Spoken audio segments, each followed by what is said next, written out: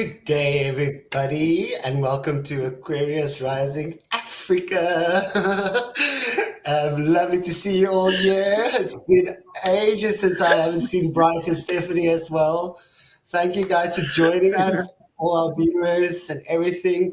And before I give over to the ladies, I just wanted to say that we are running a beautiful promotion on our Sunkidz SoulSchool. If you go to our social media pages, you can, if you share and tag a friend and share it to your stories, you can win a full course, the whole $500 worth of course. So let me just show you. If you go to our social media on Instagram or Facebook, you will see this ad. And if you share and tag in this ad, this is what you will get.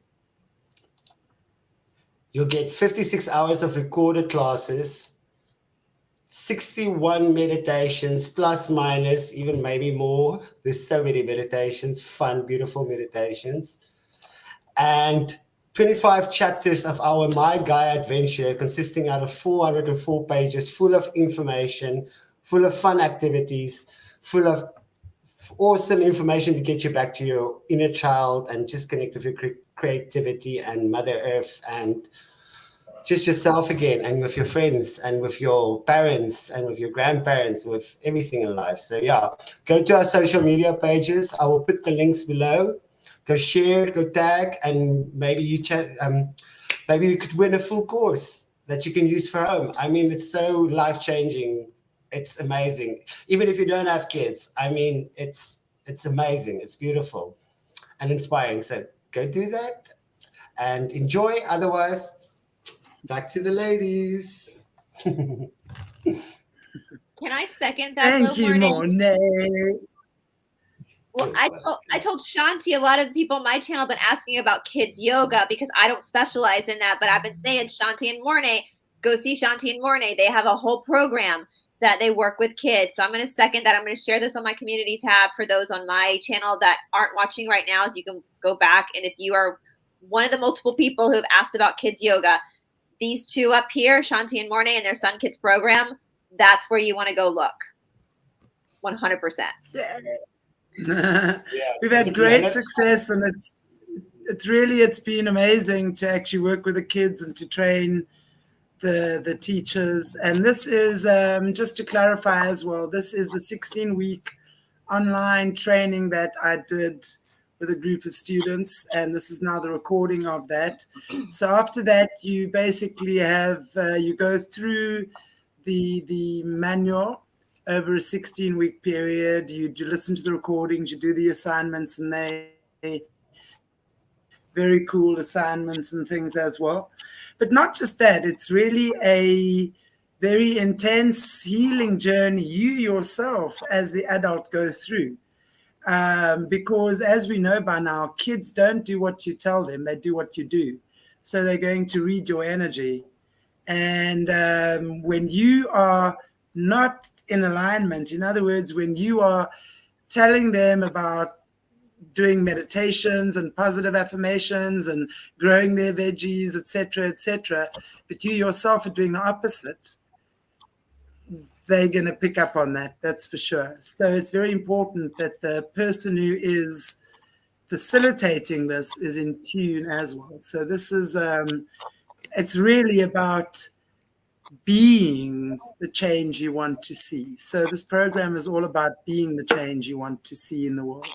So I hope you guys all go and log on, enter, who knows what could happen. Would love to have you on board. So anyway, with no further ado, I see Morné has posted the links and things, so you're welcome to go and check it out. I just wanted to add to that, although you're winning the home use version right now, if it inspires you to become a facilitator, you can easily upgrade. Because with the upgrading, you're just going to get the one-on-one. So you're not going to get different information. So you're going to get the same information that any facilitator will get. The only difference is you will get the one-on-one training with us, coaching, and just, the guidance and everything. So if you want to sign up for the home use or get that now, you can always upgrade later if you want to become a facilitator. So just wanted to add that.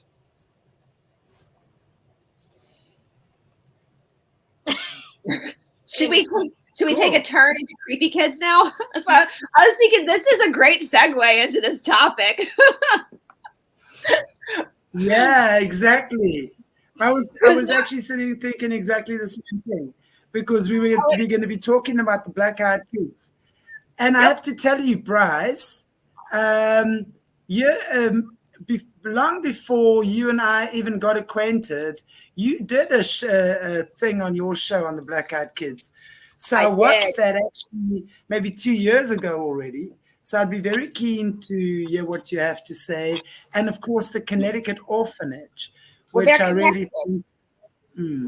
That's what we're doing. Orphanages are connected. And I don't have a ton of information on the connection on it, but I'm going to be going into some of these. I looked up and researched 4 different orphanages that were well known from the 1800s into the early 1900s. But I'm going to let Brice take it away, and then I'll get into the orphanages because there's some really like weird, sinister stuff. I know the connection, kind of. I have my speculations, and I have, so I'm going to admit this. There's not a whole lot out there paranormally that really scares me. Usually the nefarious paranormal stuff just pisses me off more than anything. It's just annoying. And I have to apologize. My nose has been running a lot, guys. I'm going to admit something. When I'm home by myself, I usually stick tampons up my nose just to collect the snot. So if you see me blowing my nose, one day I might come on camera with tampons. That's one thing I didn't know about you, Brice. Yeah. That's it. If you're like me and you struggle with runny nose, especially if you're a dude, like tampons are awesome for that as well. Your nose is on her cycle. Yeah. I mean, I sleep with them on my nose sometimes if they get bad because I got this bad hay fever going on. So I apologize. I hate blowing my nose on camera, but it is what it is. Maybe one day I'll put tampons in. I don't know. We'll just be real raw and vulnerable. So, but that's life hack. That's a life hack. If you're watching this now and you struggle with runny nose too, just go get you some tampons. My question is, what size tampon are you using, girl? Very light, really small ones. Stephanie, you were reading my mind, Stephanie. I'm thinking, don't get the super things. Don't get the super heavy. Just get the light ones. That's what hurts up there. So Morné is like dying 1,000 deaths over there, aren't you, Morné? Yes, because I had a nose operation and I had 2 tampons on my nose, and I knew how horrible it felt when they pulled it out. So I'm just like remembering that horrible feeling of no. The power of a good tampon. I mean, it can go up the nose. Like multi-usage. Just don't double use. Just don't double. Okay. Now all the men are going to go buy please stop talking about tampons in Norwich. I just want to apologize. It's all Brice's fault. She always gets everyone in trouble. I know. But it's life hack right there. There you go. So, and no, I'm not sponsored by tampons.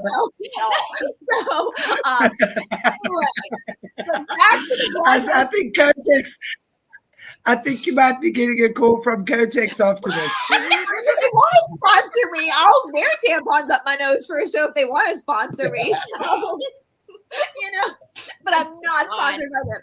So anyway.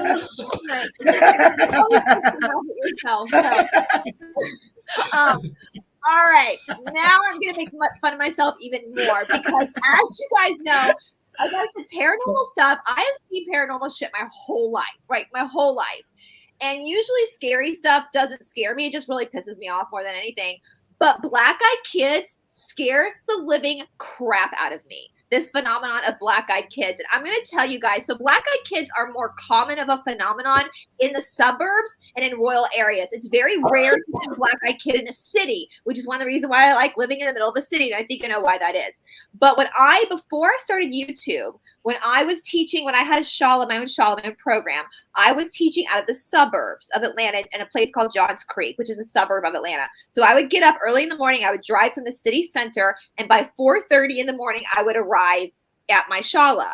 And I would be the only one there. And I kid you not, as a full-ass grown adult, I would sit in my car and I would have to hype myself up to walk to the door and unlock it because I was so scared a black-eyed kid was going to appear. because they appear in the early morning hours most of the time. And so I would be like calling on every angel, because these freaking black-eyed kids, literally, if I saw one, I would probably shit my pants. I kid you not. Like, they are freaky. And I don't think they're actually kids. And we're going to get into that. But I think they're using the body of children, which I'm going to talk about, which feeds into the orphanages. All right. And we know, I mean, as far as kids go, I mean, I love kids. I know everybody on this panel loves children. But when I have spent the night with my nieces and nephews at time to times, they can be kind of creepy. Like, have you ever had your kid just come stand very quietly at the edge of your bed, just breathing on you, and you wake up and they're just kind of standing there. They're like, I want some milk. I mean, it's kind of creepy. There's an element to that can be a little scary. So I think that's why this phenomenon has gotten so big. So I'm going to read you guys what Wikipedia had to say about black-eyed kids, and we're going to pull away from that afterwards. So black-eyed kids, also known as BEKs, is a contemporary legend. It's not contemporary, which we're going to talk about, but they claim it's a contemporary legend of paranormal creatures that resemble children between the ages of 6 and 16, with pale skin and full black eyes, who are reportedly seen hitchhiking or begging or encountered on doorsteps of residential homes. And I sent Morné a picture. I just want to clarify. So when we talk about black-eyed kids, I'm talking about the whole freaking eye. So look at that. Like, that whole eye is just blacked out, or there's nothing there. That is so creepy. And so I want everybody to understand that. I know that there are people who are born with black eyes, but they have the whites of their eyes still. We're talking about the whole eye is gone. And we know that the eyes are considered to be the windows of the soul. All right. And so this, to me, tells a lot about this phenomenon. So in our modern day time, now, as I said, you can research, and I've covered this, yes, on my channel a couple of years ago. I've covered it on other channels in the past as well. But there's more and more comes out that changes my perspective of what this phenomenon is. I do believe this is a real thing. I don't think this is just some urban legend. Okay. So it got big in our modern times in 1996 with a Texan recorder called Brian Bethel. Now, he was sitting in his car late one night near a movie theater in Texas. Now, he was out back in the day. I know for our young people watching, we had to, when we paid bills, we had to mail checks away, right? We couldn't just go online and pay. Well, and some people would go drop checks and drop box up certain companies. And that's what he was doing. He was writing checks and putting them. He was near a movie theater. It was late at night. Two boys, he claims two boys, wearing hoodies between the ages of 9 and 12 approached Bethel's car. Bethel cracked the window, and the two boys asked for a ride to their mother's house so that they could watch the movie that was being played, which was Mortal Kombat. I remember when that movie came out. Now, Bethel claims that right before the encounter happened, he had a very awful feeling come over him, which is common with all the accounts of people who've experienced black-eyed kids. They feel this really huge dread come over them before the kids encounter them. And he said that he just noticed something was very wrong. You know, you see, and I think this is why they use children, is because as human beings, when we see kids, we want to help kids. And so I think they're using the bodies of children. So he said, he pointed out to the boys that the movie had already started. So why does he need them to drive them to their mother's house to get money if the movie's already started, right? And so the boys pushed harder and harder and harder to get into Bethel's car, claiming, hey, man, we're just two kids. Bethel also claimed that there was a very strange speech patterning, the way they spoke, and that is common with a lot of accounts of people who they have a very, the way they speak, they use the language of the community, whether it's English or Spanish or whatever, but their patterning isn't human. It sounds very robotic in the way that they speak. And so he said their voices sounded very unnatural and also sounded very rehearsed. And he said at that point, he noticed that their eyes were black. And right when he noticed that they had blacked out eyes, he immediately rolled the window back up. He said the boys started beating on the car and saying that they couldn't get into his car unless he let them in. And I've heard that with claims people having black-eyed kids come to their house, which we'll briefly speak about. So Bethel sped off, and he said when he turned around, the boys were just gone. They were gone, nowhere to be seen. And so this is kind of how the phenomenon started to become a talking point in our modern society. Now, if you look back across the ages, this isn't new. There are stories, even in Native American legends, of black-eyed kids, of something happening. So this is not a new phenomenon. Now, again, there are lots of stories of people claiming like around the witching hour. So the witching hour would be to anywhere between like 3 o'clock in the morning and 5 o'clock in the morning. There will be a knock at the door, and there'll be 2 kids standing at the door asking to come in to use the phone to call their parents that they're lost. Now, if anybody heard a knock at the door at 3 o'clock in the morning and a 6-year-old and 9-year-old are standing there asking, they're scared, most people would let them in, of course, would let them in and call their parents. But everybody always feels a dread. They feel a dread before the door knocks, and they notice their eyes are blacked out. Most accounts that I've read, people do not let them in. They shut the door. There are some stories of white-eyed kids as well that chase the black-eyed kids. I don't know what that's about. I've only heard a few accounts of that, but the black-eyed kids are the most dangerous. Now, how this relates to the orphanages. There is a story of a black-eyed kid in England, in the UK, in a small town. And it's a little girl that is seen to be crying. And everybody comes up to this little girl and asks, can we help you? And she has total blacked eyes. Now, the interesting thing is this little girl also corresponds with a story of 3 daughters who were killed that people have seen their ghost around as well. And so this is my theory, because we know in the United States alone, the highest place to find black-eyed kids is the state of Florida. Now, I've covered this before. I'm just going to speak very briefly on this. People will find black-eyed kids hanging out in abandoned orphanages, abandoned buildings. And so if we look at Florida, we have Disney World there. We have Universal Studios. It's also a huge vacation state.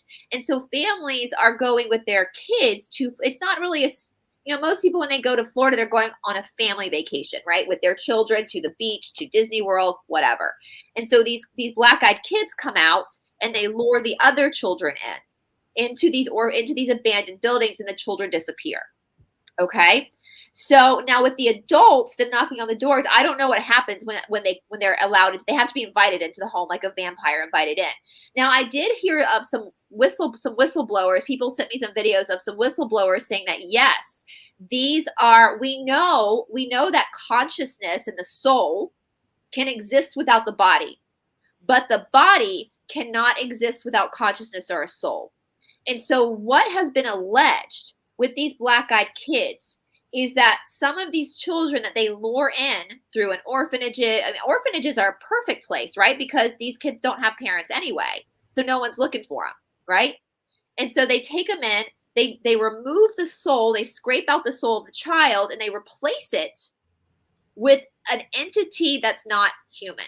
Whether you want to call it a demon, whether you want to call it the black goo. People talked about the black goo being part of that black eyes. And of course, again, the eyes are the windows to the soul. And so that's the indication that these kids, even though they are in a child's body, they are not children. They are demons. There was a story from Mexico I read where a man found a black-eyed kid, asked him to take him into town. So the guy put the kid on his shoulders to take him into town, and he could feel talons in his feet. So I don't know if there's a metamorphosis that's happening. Now, the reason why they're not in cities is because there's too many people, right? So where I live, for example, Stephanie's been to my house. I'm right in the middle of Midtown in Atlanta, Georgia. It's never dark here. Even in the middle of the night, there's city lights on, there's building lights on, there's always, I took my dog out at 5 o'clock this morning to go pee, and there was a drunk man walking down the street, and of course my dog started barking like crazy. There's always people around in a city. And so if a black-eyed kid were to knock on my door and I were to scream, people would hear and they would be caught. And so that's why it seems that they only come in, like unfortunately where Stephanie lives is a perfect location for a black-eyed kid. Yay. Right? Because there's no one around, right? So it's just the targeted victim. And again, so that is where it comes back with these orphanages, or also asylums, which I know we're going to talk a little bit about asylums as well, and the using of human bodies with discarded humans in order to implement these demonic I don't know, maybe they're aliens, maybe they're Draco off-world or spirits that they're putting into these children for whatever reason. So I'm going to now pass that off to Stephanie. Okay.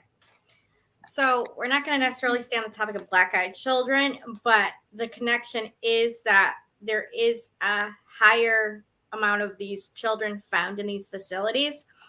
So I've been really, I don't know if it's just Brice rubbed off on me. I don't know what it is, but I decided to deep dive a bunch of places in my own backyard of Connecticut. And I started to notice, like, I stumbled upon this video about the Norwich State Hospital.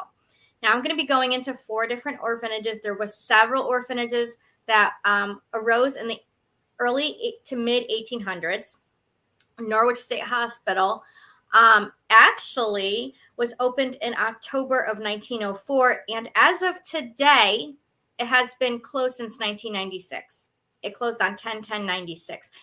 I didn't plan it that way. We were supposed to do this last week. So that was interesting when I looked back at the notes and everything of when this place closed. But I'm going to save the best for last. We're going to go into Norwich State Hospital last. But the first thing we're going to go into is the Connecticut Soldiers Orphanage Home. So if you guys are familiar with UConn, so that is the University of Connecticut, UConn Huskies basketball, that's where that comes from. So the campus that is UConn in Storrs, Connecticut, STORRS, that was this Connecticut Soldiers Orphanage Home. It housed at least 150 boys and girls left parentless from the Civil War for 9 years. Isn't that interesting? If we're looking at Tartarian stuff, then that kind of matches up with, incubator baby stuff. Yeah. It closed in 1875 and was sold, becoming Storrs Connecticut Agriculture School, now UConn, in 1881. According to the university historian Walter Simmons, the orphanage never existed. Theodore Sedgwick Gould and his father published an appeal to the state's legislator and philanthropists to establish the orphanage for children of Union soldiers. He was an American farmer and school teacher who served as Secretary of State of Connecticut, 1866 to 1901. He attended Yale University, an Ivy League school in New Haven, Connecticut, which is where Skull and Crossbones comes from. Mr. Bush there. So I'm actually going to bring up a picture really quickly of this Sedgwick dude because I noticed something about him in a picture that I found. Where is share? Do I have capabilities of sharing screen, Morné? Yep, you can. So what do you think the point was them saying that this orphanage never existed? Was it to not have to be held accountable for all the children that maybe went missing? I don't know. Let's see. Present. Oh, share screen. I found it. Okay. Share screen. Give me 1 second here. I want you to look at this picture. What is he doing? Can you guys see that okay? There he comes. Look at his hand. It's the Freemason. It is. Hand. Yep. Yeah, inside. So that's what I noticed about this guy. I tried looking to see if he actually was, and I wasn't getting anywhere with that research. But when I saw this, I'm like, oh, that's a dead giveaway right there. So, okay. So that's orphanage number 1. And like I said, he went to Yale University. That's where the Bushes went to college. And again, that's where Skull and Crossbones Society is from. And we know what that's all about. All right. Now we're going to get into the Hartford Female Benefit Society, which is also the FBS, which was established in 1809, and it's still open today, but not listed as that particular name.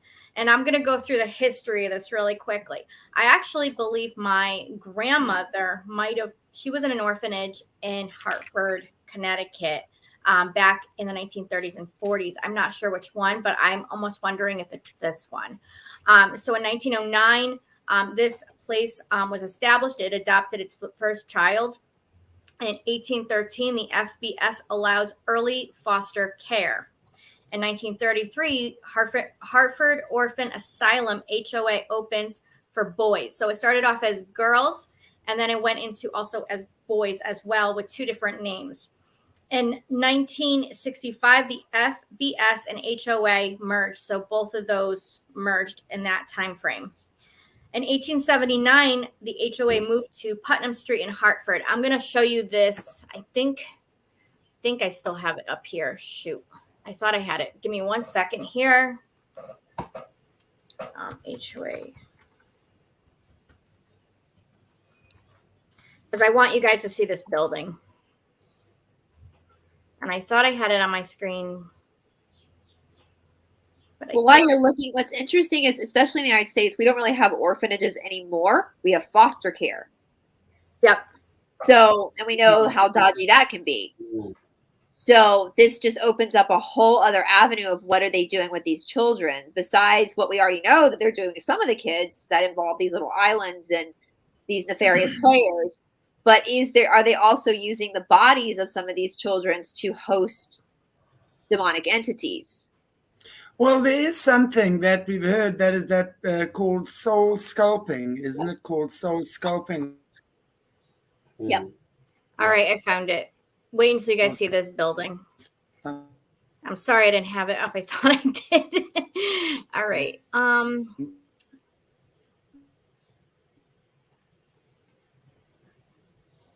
Can you see it? Okay. So this is the building right here. Doesn't that look like a Tartarian building to you? Yeah. Can you guys hear me? Yeah, it does look like a Tartarian building. Yeah. So that's what this HOA, or the Hartford Orphan Asylum, was. This is back in the 1800s. I believe they have torn it down since. So right now, well, I'm going to go more into this, but it has changed throughout the years.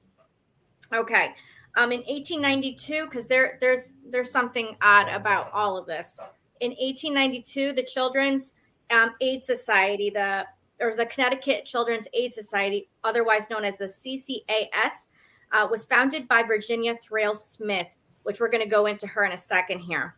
Hartford's first free kindergarten class she established. We know what free education means at this point, don't we? In 1925, 16 acres of land donated by Reverend Francis Goodwin. And he built a children's village campus. Because at this point, there were several children. We're talking hundreds. Yeah.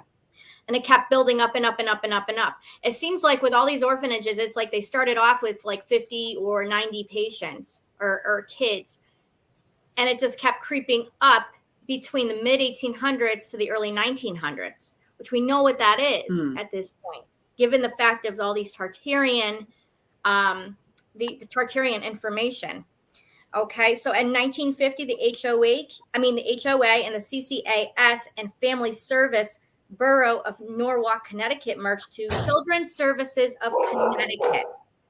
In 1968, the CSC changed its name to DCF, the Department of Children and Families.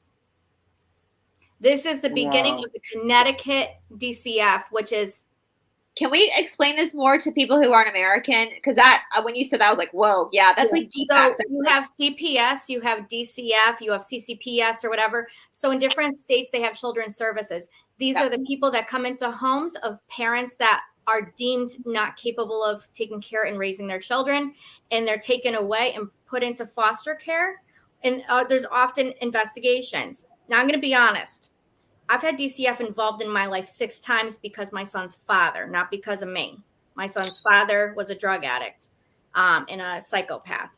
And so and I'm going to tell you, they don't care. They don't care about that stuff. They just care about both parents deeming them bad and taking the kid away.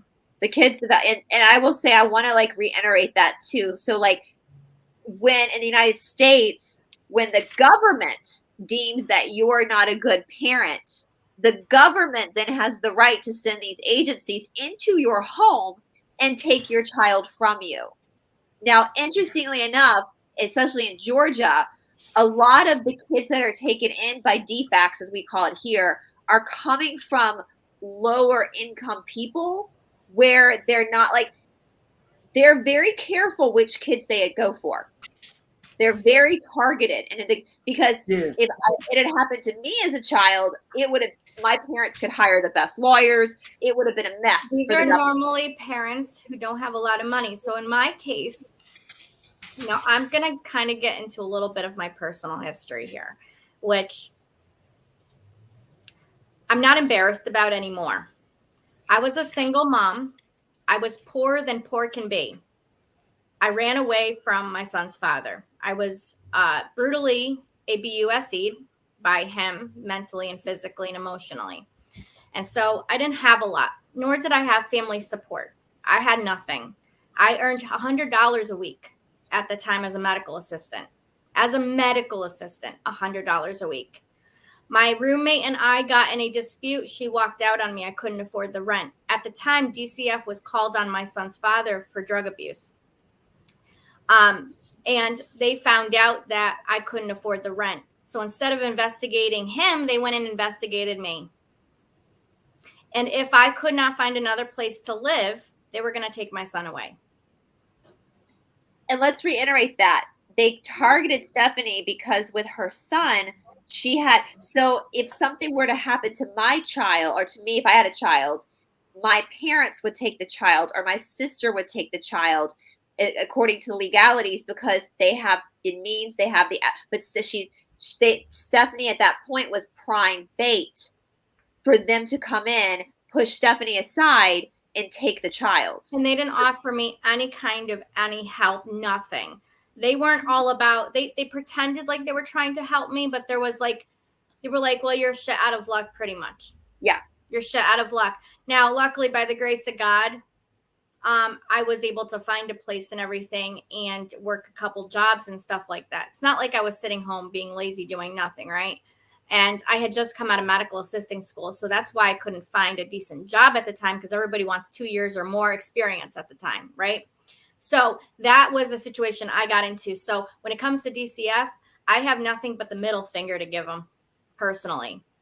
It all depends on what investigator you get. Now, they've been out of my life for 8 years because I was able to get back on my feet and everything like that. And, you know, my son's father's out of the picture now. So I was able to legally get full custody and such. But that was the toughest year of my life, the toughest year. And so when I read this, I was like, oh, hell no, you know. But I'm going to get further into these two people with this particular place. We have Reverend Goodwin. He was the wealthiest person in Harvard at the time. The guy who donated 16 acres of land. His house is no longer there, but there's a cottage in his name, and it's huge, and it's nothing. It's not Tartarian or anything. It's more modernized, but he was very wealthy. Now we have Virginia. This kindergarten teacher, okay?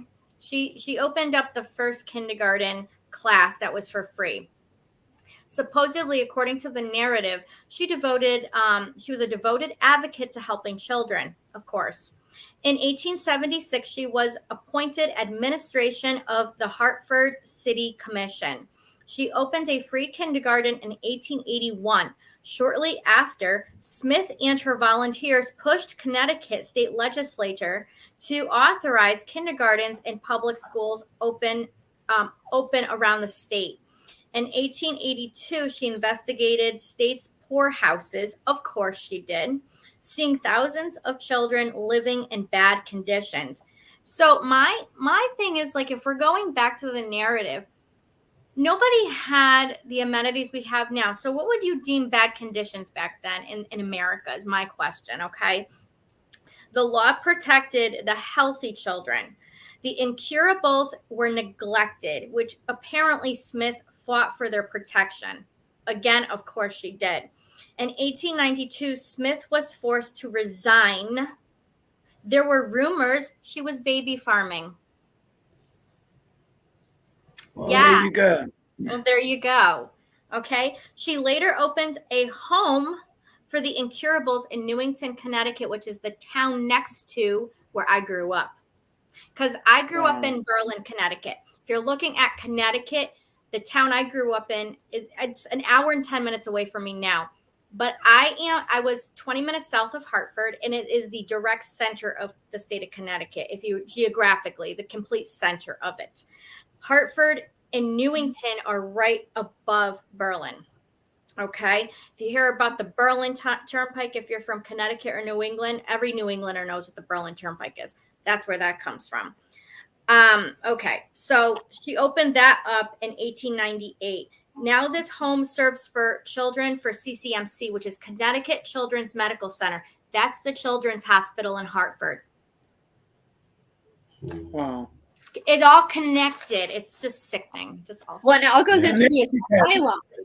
The asylum stuff too, where they would basically humans, kids, people who were, dropped off at these asylums because they had medical problems or mental problems. For women, sometimes it was just depression would land you in an asylum. Yeah. We were forgotten. We'll go into that too. I'm almost at the Norwich State Asylum, but now we have the New Haven Orphan Asylum. Okay. And I didn't get too much information on this one because I really wanted to deep dive into the Norwich State Hospital. But here we go. Opened in May of 1833 by Reverend Harry Croswell. It's all opened by a reverend. There's always reverends involved. Very wealthy reverends, mind you. Okay.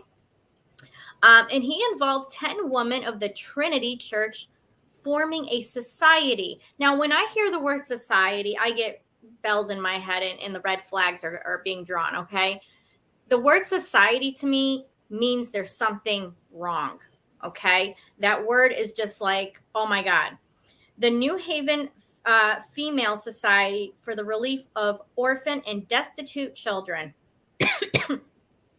In 1854, it expanded due to a sudden increase in orphans, which was blamed on immigration. So you're telling me these families came over on boats and suddenly they just up and just died.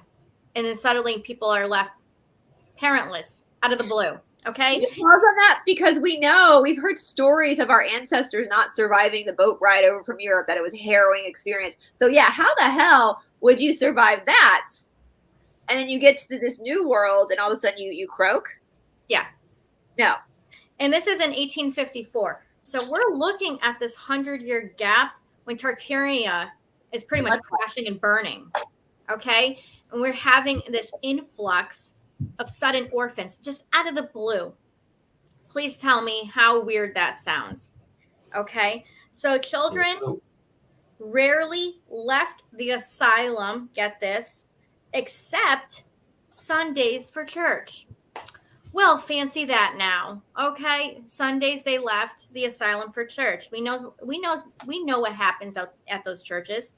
1865, 114 children lived there from Civil War impact. So first they're saying it's from immigration. Now it's saying Civil War. Please, come on. It doesn't add up. It just doesn't add up. So, okay, now we're getting into the good stuff. All right.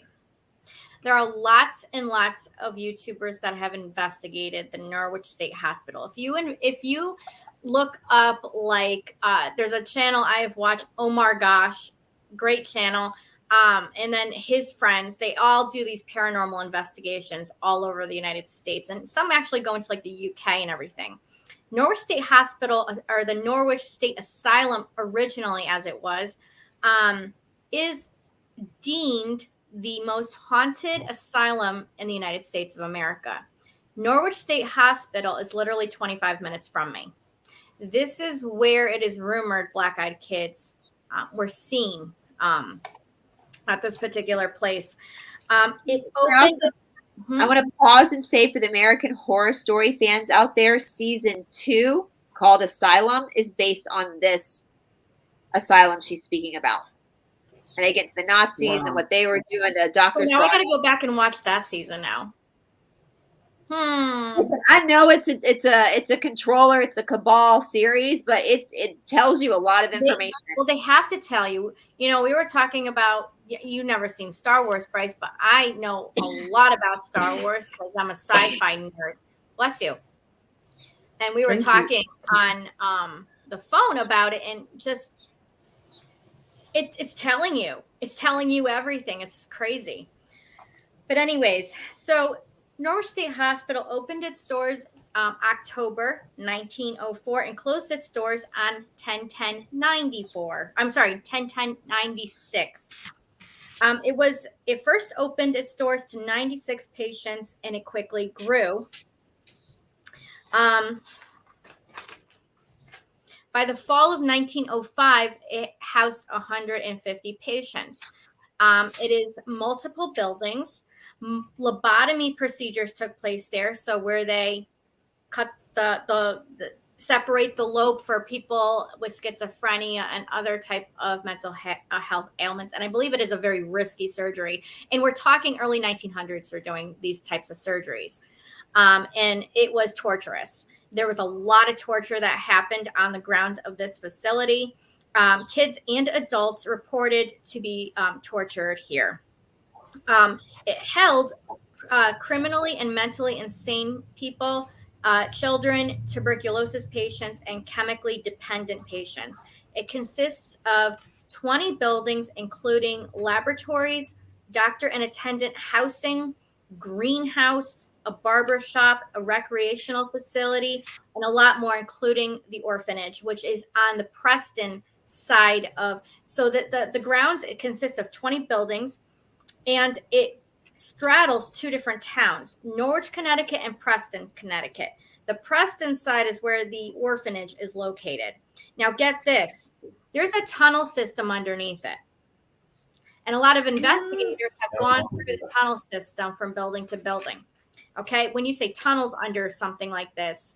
Now, I believe so I'm going to show a couple pictures here before I get into more. So I'm going to show you what it looks like now and what it looked like then. Let's see. If y'all have seen American Horror Story Season 2, they get into demonic possession in there. They talk about all the Nazi doctors being brought over to run experiments on these throwaway people because they were not deemed to be fit for society. You see all sorts of torturous lobotomies, and I don't even think they do that anymore because it's so dangerous. Electroshock therapy, scenes of them being put in hot water, like it's crazy. Yeah. Yeah. I mean, there's lots of, the story doesn't even sound unfamiliar because there's lots of horror movies that's based off these things, you know? Yeah. So this is one of the buildings and what it looks like now. Now I'm gonna show you guys what it looked like then.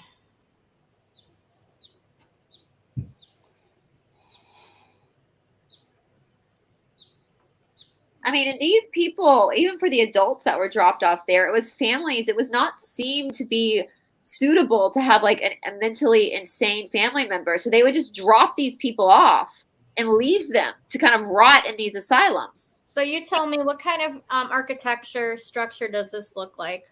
Tartarian. Oh, that's so Tartarian. There's no way. Human beings don't build buildings like this anymore. So I thought this was really fascinating what this actually looks like. So this is in its heyday, what it looked like. Now it's falling apart, especially the front of the main building. So yeah, so that's what that looks like. Now, so it was a psychiatric hospital, like I said, that straddled Norwich and Preston, Connecticut. Now, here's the weird thing. So a lot of these kids that were here, their parents were deemed insane, and they were also in like other buildings in the hospital.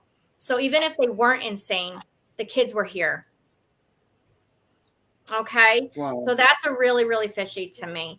And also they mixed the kids with the criminally insane, and a lot of people were, so a lot of accidents a lot of MURDER. You get that, you know. I don't want to say it on YouTube. And a lot of people removing themselves off the earth. RAPEs as well. Yeah. There was a documentary about these asylums in America that closed, like in the 90s and 80s when they had closed them down. They had footage. There were some children that were in these cribs that were chained to the cribs. Some of them 4 or 5 years old had never been out of that crib before. Mm-hmm. They couldn't walk. They were laying on their own soiled. It was just, they had footage, like actual footage of like these reporters would go in undercover and like film these things. So yeah, how clever is that for the government to say, you know what, these two parents are crazy, so we're going to put them over here in this house and we're going to take the child, and don't worry, we're going to make sure the child is okay. Meanwhile, then the child becomes a ward of the state, which is basically what happens with the orphanage, with the foster care system. They become a ward. They become property of the state. Yeah. They can do whatever they want with these kids. We hear about this a lot, and brings to mind as well, not too long ago, speaking to one of the overcomers from Australia, a lady called Kerry Saint. Australia is rotten when it comes to this, guys, really. I say this a lot. But she was one of the forced adoptees. So Australia has a whole forced adoption program. Oh, did we lose her? Going on. And I will verify this because one back again, hopefully. Am I back? Am I back? Am I back? Am I back? Yes. Am I back? Am I back? Am I back? From now I was saying that, and she fell pregnant when she was 16. And she told me about the hospital that she went into, and she's now 26, so we're going back 10 years. And she would tell me that, and that was obviously for teenage pregnancy. She was one of the older ones, and her mom was there a lot. But she was telling me that the younger girls who have babies, she says 1 in 20 will leave with their baby. And they literally are not allowed out of these wards or dormitories, whatever you call them. It's hectic. These babies, and it's like, again, I mean, even going back to what we've already done in Tartaria, about the turn of the century, the forced adoptions. This is all just offspring of that. I mean, with Kerry Saint, that was the lady I interviewed from Australia. As I said, she was a victim of that. Not only was she forced into prostitution and sex slavery and God knows what else, she was also a child slave. They made them work. I mean, these kids are taken in, their child slaves as well. So, we really need to be aware of the horrors that this is, here we go again, the horrors that this has been going on since forever. And it's atrocious. Yeah. It's absolutely horrific how frequently this occurs. Yeah, no matter how many times we've heard this, how many times we've spoken about it, I'm sitting here right now, my heart is broken to think how long this has been going on with the kids. And even worse than we can imagine, but just think, when I was just seeing those buildings, just getting that feeling, it's horrible. It's horrible. And it's been going on forever. And then we can still have people that think it's a conspiracy theory or doesn't want to look at it. And I'm just like, no. But yeah, that's why we create the Sunkidz. I mean, that's why we do the stuff now with the Sunkidz and stuff, to create that better world for the kids and absolutely to have that light for the kids. I mean, if the kids have these informations, they won't get into a position where they will get trafficked. And if they do, they will probably save a lot of kids. They were little warriors. When you were talking 72, I was thinking, like, we see this a lot, again, happening where DFAC steps in and takes children from, like, lower income families. But we look at what's happening in our country, And more people are being pushed into that category because the price of living is just too high for the average person to keep up. And so that means that the state then has the freedom and the legality to come in and say, come into the trailer and say, you can't provide for your child because of stuff the state has done to you. So now we're going to take your children from you, and there's not a thing you can do about it. There's not a thing you can do about it. And then your child. To remember too is it's not like in my case, like a lot of people deem like my circumstance, like they would think I was just, you know, trailer trash, you know, just not doing any kind of work and doing drugs or something. No, that's not the case. I was actually working, but I couldn't make wages that met the standard of living. You know what I mean? And so I had a roommate to kind of share the cost of living at the time, somebody I went to high school with, and somebody that betrayed me at the time. So of course, you know, that was just an unfortunate circumstance. But instead of saying, hey, what kind of supports can we help you with? Oh no, we're going to look into you. And they hadn't even been called on me. They just happened to be in my life because the opposite parent is doing bad things. You know what I mean? So the timing of it was like really bizarre. But anyways, But I want to say, sorry to interrupt you. Isn't that interesting? And as Stephanie, you make a very, very valid point there. Not one of them came to you and asked you how they could support you, but they will take your child away, give them to foster parents, and pay the foster parents a fortune. Yep. How insane is that? Yeah, yep. Doesn't make sense. Well, and I had asked tons of questions. I said, is there any places that you know of that has affordable cost of living to help mothers like me get back on their feet? I literally ran away from an abuser. So, and in the meantime, put myself through school while working as a pharmacy technician and working at a skating rink. Like I had 2 jobs and I was going to school at the same time. So I was like hauling ass trying to make myself something. And so it's not like I was out gallivanting, going to parties and neglecting my kid or anything. I was trying to get by in life the best I knew how to. And they knocked on my son's father's door and they lied and said he wasn't there, and they never went back. They gave me some lame excuse. So that's the time period I started to realize the corruption within the Department of Children and Families. And so I worked in psychiatric care later on in my medical assistant career. The horror stories behind Department of Children and Families is I have a good friend, Erin. She is a therapist, and she knows a lot about this, and she will tell you they are as corrupt can be. They take children actually away from amazing families at times too. But it all boils down to the finances. They're always going after families who don't have enough money to hire a good lawyer. That's what they target. That's why they targeted me, because I was literally living off of bare minimum. I go back and I'm like, I don't even know how I was actually surviving, but I did. I don't know how, but I did. You know what I mean? And you got to understand, I grew up in a well-off family. We weren't rich or anything, but we were higher middle class. I wasn't used to that life. So I had to figure it out for myself, you know, and with no support system. So yeah, it was a crazy time of my life. And I talk about it because I know there's other parents out there that are either going through it or have been through it. I have no problem talking about it. It's my past. But this is where it gets interesting with, well, the whole thing about Norwich State Hospital is very interesting. So this particular orphanage, not only did they take in the kids of these parents who were mentally ill, so a lot of them were deformed children. A lot of them had ADHD, or what we would probably call today like autism. Okay, so kids with psychiatric problems themselves. And this is bizarre. They would get dropped off at the cul-de-sac front entrance. They would walk in by themselves and never come out.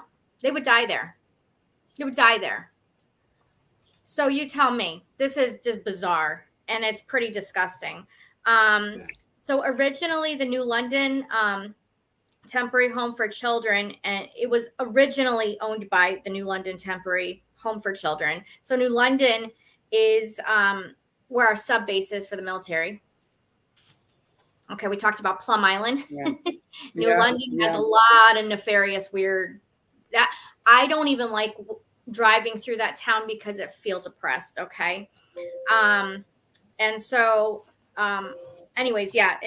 So apparently, every county in Connecticut in the 1800s had an orphanage, and obviously, I couldn't go through all of them, but every county had an orphanage.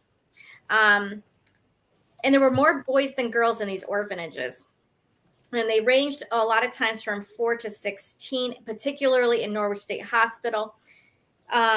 Many violent offenders also lived there, and then they hurt the children. Okay. Let's see. So it housed over 700 criminally insane patients. And like I said, there was multiple removal of self from the planet, accidents, and killings. So, yeah, just a lot of nefarious things going on there. And again, it's linked to that black-eyed kid thing because there was many sightings. And let's say it this way too. So we know that the human body, or we're told that our human body has a lifespan, we'll say like 80 years, right? And that the world we live in now. Some of these black-eyed kids that can be traced back to people that lived are over 100 years old and still in that kid form. And so that makes sense that they're still living in these asylums, especially if the consciousness inside the body isn't human.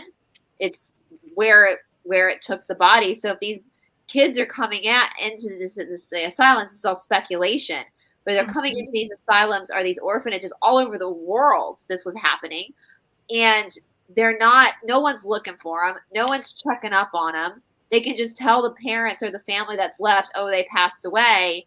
They're taking that body and then giving it to host whatever this black-eyed phenomenon is. And those bodies stay alive for over hundreds of years. That's what's crazy, too, is that these bodies of these kids haven't grown. They haven't changed, but they're keeping them alive. How are they sustaining the bodies, though? Because from what I understand, when it comes to any type of demonic possession, the body can only sustain itself or be sustained for so long without its natural spirit. That's no idea unless they're leaving some of the soul behind. I mean, I've heard of that recently. Even in spell casting, they can whittle someone's soul down to like 3%. You know, so if there is like a tiny bit of the soul left behind and most of it's removed, is that what's sustaining life? Are they putting the kids in some kind of a stasis when they're not being used? I don't know. I have no idea. So this North State Asylum or State Hospital. So like I said, in America, in the United States of America, it is deemed like the most haunted asylum. There is a lot of different investigators going in and actually doing video footage. I actually believe, so when they did these lobotomies, and they did it on children, by the way, they're working on the brain, which it's really close to the pineal gland, okay, which houses apparently the soul, right? So this is my speculation. I don't have any concrete evidence on this, but this is just what I'm feeling. I feel like they were harvesting souls of children by doing these procedures. They did so many weird procedures on children and adults, and they literally sat there and tortured kids. Like this was taking place in this particular facility. So if you go into the orphanage now with a camera, and you can get permission, by the way, to investigate this place, and I'm thinking about it. We'll see. There's a lot of spiritual activity that occurs. And a lot of times if you bring in toys, they will start playing with the toys. Like if you get like a Jack in the Box or something that lights up, they will actually start playing with it. There's a lot of people that have gone in with the the spirit boxes where spirits can talk through electrical currents, and it will say, help me. Or they'll say, the devil lives here or something like that. There's a lot of stuff that you can actually look up. YouTube videos galore about this. And there's a lot of footage on these hauntings. So I think these are trapped souls of children that are in that place. And it breaks my heart because it's like, haven't they gone through enough as it is? Like, it's time to relieve them of this pain. And a lot of them don't even realize they're gone. Yeah. Yeah. Well, and that could be why they keep the soul stuck in the building. If they're harvesting the bodies there, maybe when they put the bodies into stasis, because the soul is still there, that's maybe what's keeping the body alive for the demonic entity to then use the body. But I've seen that too, Steph. A lot of them don't even know that they're dead. Yeah. They don't even know that they're without their body. And that is heartbreaking when you see them play with the toys. I've seen that too, where you bring in toys that would be more something they would recognize from like the times that they were alive, like a Jack in the Box or like a teddy bear. And you see them actually play, or a ball, and you see them actually playing with it. That is heartbreaking to see that. Absolutely heartbreaking. Yeah. Yeah, it is heartbreaking. I wish I could just go into these places and just help these souls move on. You know, well, you are. You know, you are just by bringing this up to the fore, you know, and talking about these things, because, you know, if we really think about it, these are the kind of topics that are really taboo in most communities, whatever, you know, families. You know, it's like this haunted stuff is nonsense. But the more we're digging into the underbelly of the world, I mean, I keep saying how I have never imagined some of the things that I have encountered in the last couple of years, that's for sure. So it's really good to bring these topics to the fore and discuss them. And that's really how we're going to heal it, you know, is just by having people know that this is going on. Awareness is key. Yeah. Wow. Very sad, though. Very, very sad. Sure. I want to share, and I was thinking about sharing it or not sharing, but let me share it anyways. When I was away now, when I did my trip into nature, one night I was sitting and I was connecting with spirit. Let's just call it spirit. And I had this most amazing, profound experience. Everybody was asleep. And there was this little girl that came to me. It felt like my sister. And I could immediately see that she was just eccentric, special, you know, gifted, eccentric, actually. And they told the family that she has a tumor, or she was like diagnosed with medical stuff, and she had to go in, and they did experiments on her. Eventually, she didn't survive. And I could feel this feeling, and it was deliberate. And now we're having this discussion today, which is very aligned with that feeling I had, because this is exactly what they do. Is they will tell the kid it's a problem or something, they will take them away because they want to do experiments with them.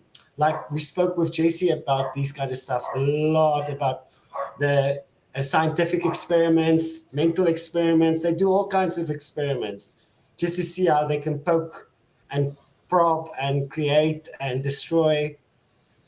It's sad, and it's even worse than we can imagine. I mean, it's talking about it, but seeing it or being there, it's even worse. I think the people that's been doing this kind of stuff, no heart. And tonight I'm gonna light a candle and pray for these kids, and just because there's more souls than we can even imagine. That's, I don't want to say trapped, but still hasn't found complete rest. So to say.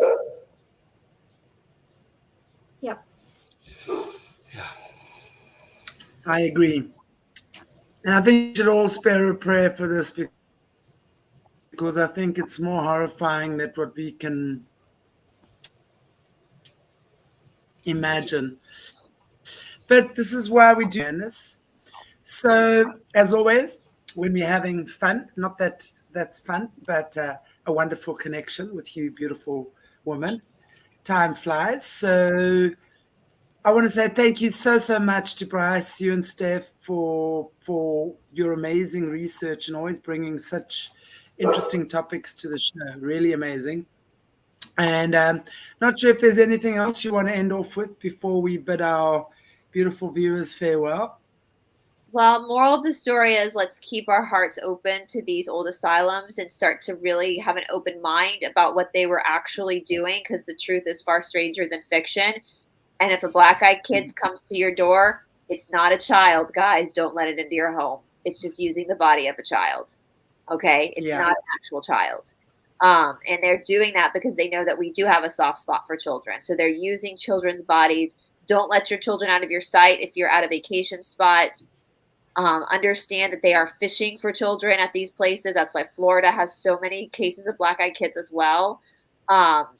So just yeah, and that hopefully as I kind of feel like as the living, I mean, all souls are living, but as people embody, we do have an obligation and a responsibility to try to help the ones that are perhaps, as you said, Morné, not necessarily maybe confused. They're maybe confused about where they are and what's happening, and we want to help them in that suffering of being stuck in a place like that. And I would definitely say if you are going to go out to these haunted places and you want to try to move souls, have someone come with you that's used to doing this. There is a procedure to moving souls.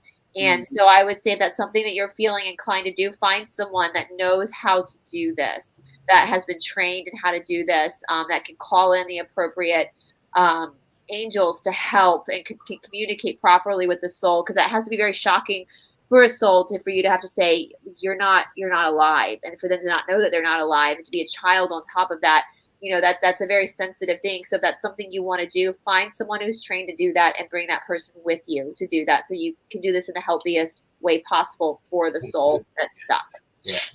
Yeah, you don't want to raise people from the dead. You want to help the dead to the light, you know, so be careful. Yep. We don't want to be responsible in the zombie apocalypse. We don't want to, oops, you know, like, we didn't mean to do that. We want to help them move into the light.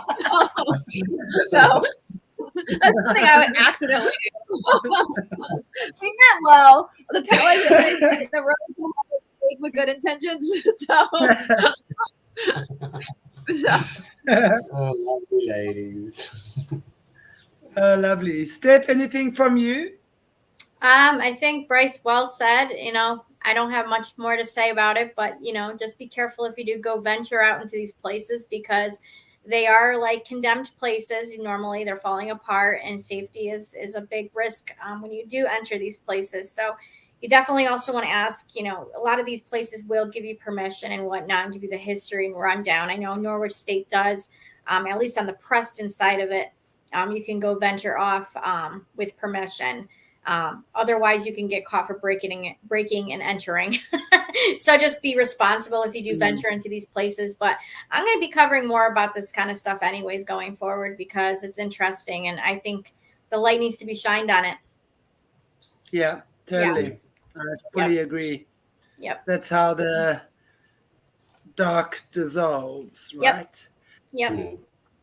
Thank you, all you beautiful people, for joining us on Marvelous Magical Monday. Ding, ding, ding. So awesome to have you here again, and me with my dodgy internet. Africa's in internet. Actually says it. Dodgy in this. Guys, having a I go. There I go. Am I back? Okay. Just like, share, and subscribe, please, guys. Just do it. Thank you. Mwah. Love you all. God bless you. And we'll catch up with you very soon. Bye, guys. Bye.